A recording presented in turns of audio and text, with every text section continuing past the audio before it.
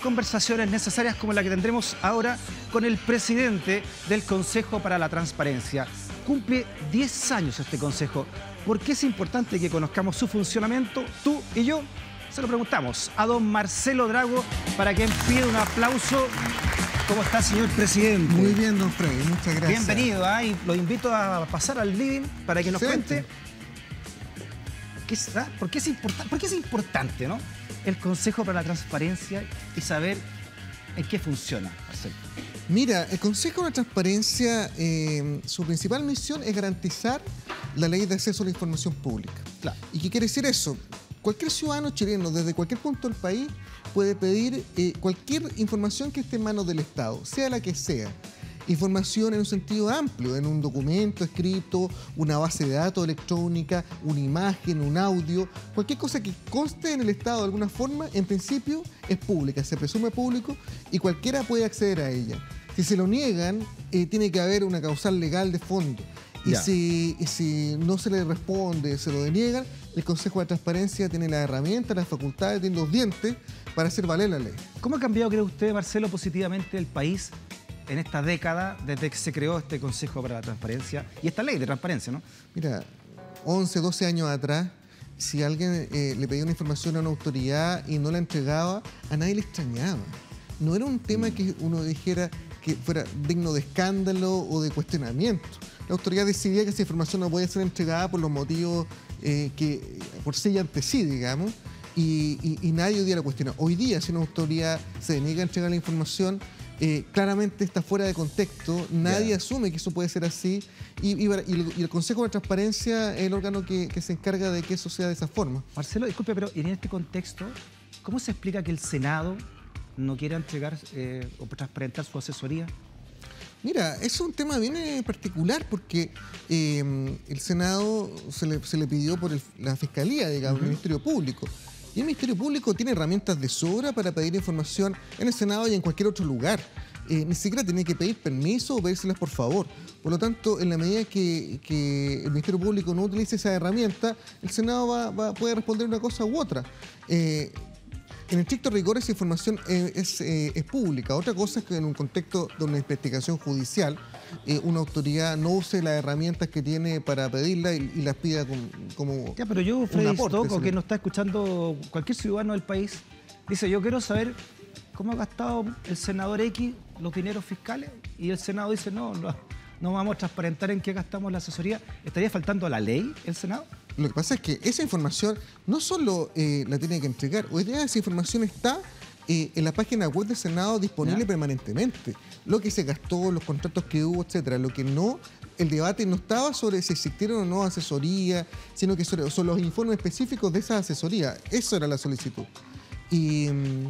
Y si la Fiscalía las quería tener, tenía herramientas completas como para exigirlo, incluso allanando, sacando computadores, etc. Otra cosa es que no se utilicen, no tengan los permisos correspondientes, etc. Pero si un ciudadano cualquiera va y lo pide en el Senado, uno a uno, debieran entregárselos perfectamente. De hecho, así pasó en la Cámara de Diputados. Eso le digo yo porque una cosa son las plata que usted desea. Sabemos cuánto gasta el Senado, porque está ahí. Pero ¿cómo lo gasta? Porque pueden ser informes truchos o inexistentes, o copiados de otro lado. Mira, lo que pasa es que nadie... quiero separar lo del Ministerio Público, que tiene sus facultades propias, mucho más potente la de un ciudadano cualquiera, digamos, y mucho más potente incluso la propia ley de transparencia. Puede ir y retirar computadores. Ya ha pasado en varias ocasiones, en distintas circunstancias. Sí, claro. Recordemos que se sacaron computadores de la moneda en un minuto. Sí, entonces en estas circunstancias, lo que se debió haber hecho es pedir la información. Si se negaba, haber efectuado el reclamo en la instancia que correspondía para que se resolviera. Y nunca se hizo.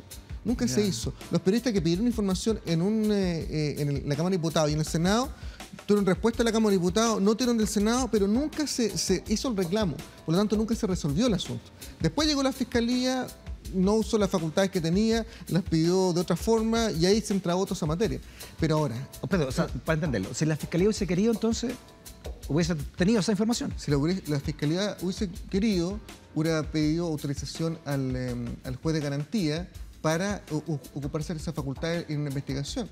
Y eso aparentemente no existió, digamos, porque no tenía por qué pedir, por favor, la información. Con la facultad investigativa potente que tiene el Ministerio Público, no podía hacer. pero recordemos nomás hay un montón de casos en que van, y en el sector público, no estoy hablando de investigaciones de naturaleza privada, donde van y la PDI u otro, en virtud de la orden de la Fiscalía, allana, retira computadores, hace análisis... Y aquí no el hubo nada último de eso. caso conocido fue el de la Operación Huracán, ¿no? Exactamente. Y ahí se hicieron, tuvieron toda la posibilidad de hacer las gestiones. ¿Y por qué no se ocupó de la misma forma en este caso? Entonces, yo ahí tengo mis matices. Respóndamelo usted, pues. ¿Qué cree usted, presidente? No sé, eso tiene que responderlo quien tiene a cargo esa investigación o las personas que lo tenían a cargo. Pero básicamente, para investigar un delito tiene que primero existir el delito. Pero es mala imagen, lo digo también como ciudadano, Marcelo, es mala imagen que la Cámara Alta no transparente. No, evidentemente. Algo yo creo así, que ¿no? en principio eso, claro, es un error. No, eso de todas formas.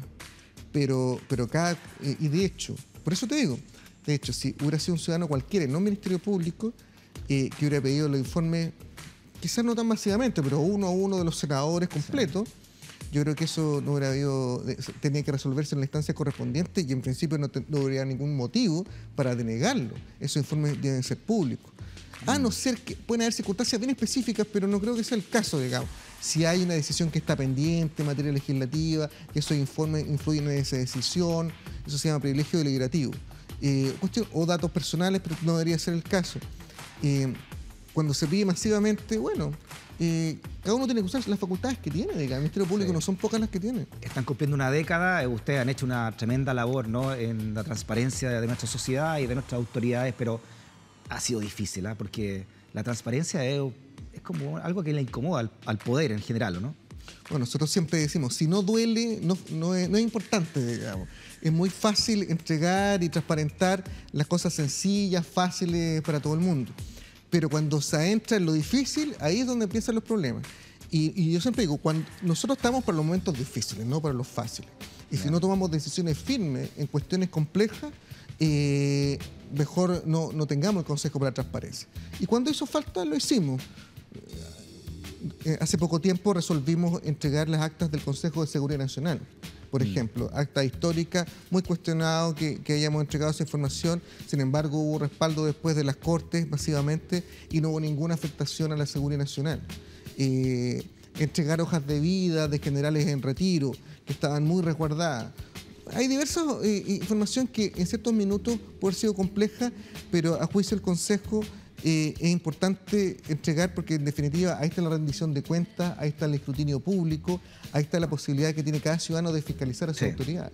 Oiga, Marcelo, la opacidad del mundo militar, uniformado en general, también es algo que todavía no se entiende mucho, ¿no?, a estas alturas del partido. ¿Por qué? ¿Por qué hay tanta opacidad? Mira lo que pasó en el Emlico Gate, lo que pasó en Carabineros, los secretismos que aún, según gente de derechos humanos, mantiene las Fuerzas Armadas respecto del paradero y lo que pasó con sus muertos. Yo creo que hay fuertes resabios históricos que están además en las leyes, ni siquiera es una cultura o doctrina del mundo de las Fuerzas Armadas. Está respaldado por artículos determinados del Código de Justicia Militar que le permiten resguardar información significativa. Eso bajo el principio de que puede afectar la seguridad nacional. Pero después se reformó la Constitución y se señaló que básicamente la información no puede ser pública si puede efectivamente afectar la seguridad nacional, no que esté en el ámbito de la seguridad nacional, no que esté en el contexto de las Fuerzas Armadas.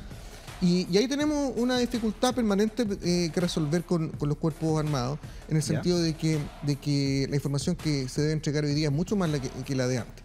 Que si la información efectivamente no afecta directamente a la seguridad nacional, o está involucrado directamente en materia de inteligencia, esa información en principio tiene que ser pública. Por ejemplo, la dotación de Carabineros. ¿En qué puede afectar el orden público que sepamos la dotación global de Carabineros? En nada. Y de hecho fue uno de los temas que facilitó, digamos, la defraudación que vio Carabineros. ¿Cuánto habían? ¿6.000 sueldos más que se estaban pagando por lo menos? Exactamente. Pero cada vez que se preguntaba cuántos carabineros estaban en servicio activo funcionando, el artículo 436. ¿Por qué usted también, como abogado, no? ¿Por qué se llegó a esto, Marcelo, cree usted? Mira, en parte por la falta de control externo, en parte por esta opacidad, incluso respaldada legalmente, el artículo 400. Pero fue como un pacto entre el mundo civil y el militar de no meterse en yo creo que, mira, yo creo que básicamente cuando uno mira hacia atrás, Carabineros, lejos de tener cuestionamiento, era digno de aplausos. eran unas instituciones con mayores niveles de confianza. Por lo tanto, no era justamente el ámbito donde tenía que haber intervención, eran otros ámbitos. Sin embargo, eso aparentemente, justamente esa falta de supervisión o de control externo, sumado a opacidades respaldadas legalmente, como la que hablamos esta de la dotación, sumado a una forma de actuar que básicamente la rendición de cuentas era solo al superior y a nadie más, abrió brecha que permitieron esta defraudación masiva. Cuestión similar pero distinta fue en el ejército, a mi juicio, con la defraudación de la ley reservada del cobre. También estamos vinculados. Ley reservada era en ese minuto. Claro. Era un ámbito de opacidad bien sustantivo, donde las compras militares son dignas de reserva, es donde se produjo la defraudación. Claro, es que ahí donde no hay luz crecen las cucarachas, ¿no? Eso se conoce en el campo. Y en estos dos casos fue tan obvio y tan directo, pero creo que hay una buena oportunidad de cambiar las cosas. Yo creo que esta crisis justamente, si algo hicieron, fue decir, sabe que basta con esto, esto ya no da para más, esto requiere cambios significativos, estos ámbitos de opacidad ya no son permitidos. De hecho, si uno deroga todas estas leyes que permiten estos secretos, puede perfectamente igual mantener los ámbitos de reserva que requiere el mundo militar. ¿Y está la voluntad, cree usted, para derogar esas leyes, Marcelo? Sí, yo creo que se está formando esa voluntad. ¿Ya? Yo creo que se está formando esa voluntad. Afortunadamente se está iniciando un debate en esta línea. Pero creo que en el mundo parlamentario estas crisis ayudaron a decir, sabe que no es posible estos ámbitos de opacidad. Ya. Siempre está, a ver, cuando uno quiere proteger el bien jurídico de la seguridad nacional, es un bien jurídico que no protege a las Fuerzas Armadas, a pesar de que su rol principal está asociado a eso, sino que la seguridad nacional es algo que nos proteja a todos. Por eso es importante que ese bien jurídico se mantenga. Y lo que pueda afectar a la seguridad nacional, por cierto, que tiene que mantenerse en reserva. Esto no es Wikileaks. Esto no puede transformarse en mecanismo de entregar información, no importa el costo. Esos bienes jurídicos protegen a la nación completa, no solo a las Fuerzas Armadas. Por lo tanto, hay que tener el cuidado y los resguardos de eso, pero tienen que haber chequeos y contrachequeos, tienen que haber rendiciones de cuentas que hoy día no existen. Marcelo, usted como presidente, ahora que están cumpliendo 10 años, ¿cuáles creen son las zonas que aún falta por resolver para darle más transparencia, ¿no? ¿Qué cree usted que son los temas pendientes en ese sentido? Mira, creo que tenemos que avanzar. Bueno, lo que hablábamos en el ámbito de las Fuerzas Armadas, tienen que derogarse esas leyes de secreto. Tienen que acabarse las leyes secretas. Todavía hay un conjunto de leyes secretas que son más bien históricas, pero creo que es una buena señal para el país terminar con esa técnica. ¿Cómo qué tipo de leyes secretas, por ejemplo? ¿No? Mira, lo que pasa es que las plantas justamente de las Fuerzas Armadas y de otros requieren ley. Pero a su vez está el resguardo de que no se sepa cuál es el cuerpo armado, digamos, la cantidad de oficiales, de generales. Y eso sabemos hoy día cuántos militares No, sí lo tenemos. sabemos, pero históricamente se permitía que eso se tramitara con una ley secreta y quedara en un registro secreto. Todos esos son resabios que ya no tienen sentido, hasta hay capellanes, cargos de capellán creados por esas leyes secretas. Bueno, pero hay que terminar con eso. Hay que avanzar en otros ámbitos. La cultura de la transparencia y la probidad tiene que ser transversal a la sociedad completa, no solo al sector público. Y ahí hay espacios donde el sector privado también debiera dar una señal específica. Estoy pensando en la regulación o la prohibición de la corrupción entre privados.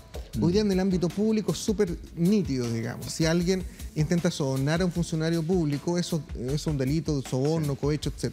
Si alguien intenta sobornar a alguien del sector privado para tener una facilidad, eso no es nada. Y eso está prohibido en Alemania, está prohibido en distintas regulaciones. ¿Y por qué no se ha llegado a eso? ¿Por qué las penas son... Bueno, también se está cambiando, sí, son muy bajas, ¿no? Exacto. Históricamente las penas para corrupción. Históricamente se dijo que no, que eran distintos el impacto que podía tener, el bien jurídico protegido era la fe pública, era distinto los delitos contra la propiedad. Esas normas deben tener 70 años, digamos. Entonces no es raro que se mantenga. Es clasista también, ¿no? Sí. Esto de decir que hay delincuentes de una forma y delincuentes de otra, ¿no? Completamente. Es que hay un tema completo del Código Penal que está desactualizado. Pero yo creo que no solo el ánimo, ya está el acuerdo en la práctica de elevar esas penas sustantivamente. Pero hay que pensar en eso, corrupción entre privados, responsabilidad penal de las personas jurídicas. Y en otros ámbitos que es perfectamente legítimo, pero que requieren mejores niveles de transparencia, la actividad del lobby. Tenemos una ley del lobby, pero que básicamente regula la audiencia de la autoridad. Y una obligación de las autoridades de publicar sus audiencias con lobistas o gestores de interés. Nos falta establecer un estatuto de transparencia de los lobistas. los que se dedican al lobby, sea profesionalmente o no, deberían tener cierto nivel de obligaciones de reporte público sobre lo que están haciendo, con quién están haciendo el lobby, Claro, sobre qué materia, y lo que etcétera. costó esa ley, ¿no? Del lobby, ¿no? Costó, Había un meta-lobby ahí, ¿no? había un meta lobby, pero lo que salió, a mi juicio, llenó la mitad del vaso solamente. Porque es relativamente fácil ponerle más requisitos y exigencias a la autoridad. Yo creo que lo que está bien. Pero sigue habiendo tráfico de influencia en Chile, Marcelo. Mira, yo creo que cada vez menos, y muchísimo menos, y de hecho la reforma... Pero sigue habiendo. Sí, de alguna forma, es que es difícil de saber. O sea, en el fondo, toda esta actividad oculta, el reporte que hay siempre es indirecto, digamos. Yo diría que en el último tiempo es difícil de saber si han habido decisiones de tráfico de influencia directa. Estoy hablando del nuevo Parlamento, sobre todo, porque la fórmula de financiamiento de las campañas políticas cambió sustantivamente, los costos propiamente de las campañas cambiaron y la influencia del dinero en la política se matizó sustantivamente después de eso, se notó. Ya. Entonces yo creo que ahí efectivamente tenemos un ánimo distinto, nuevo. Ya no es tan fácil intentar, y no es tan difícil abordar materias como la de los notarios, como otras que estuvieron pendientes siempre.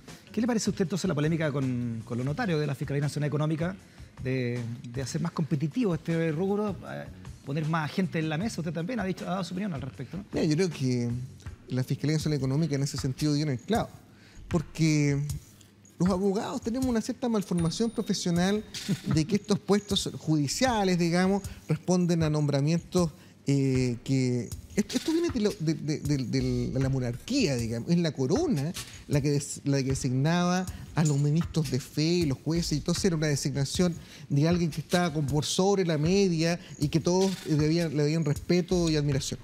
Y ese era el mundo judicial, tiene mucho de eso. Sin embargo, hoy día los servicios notariales son un servicio básicamente de garantizar la fe pública y dar seguridad jurídica en ciertos momentos, en ciertos actos jurídicos.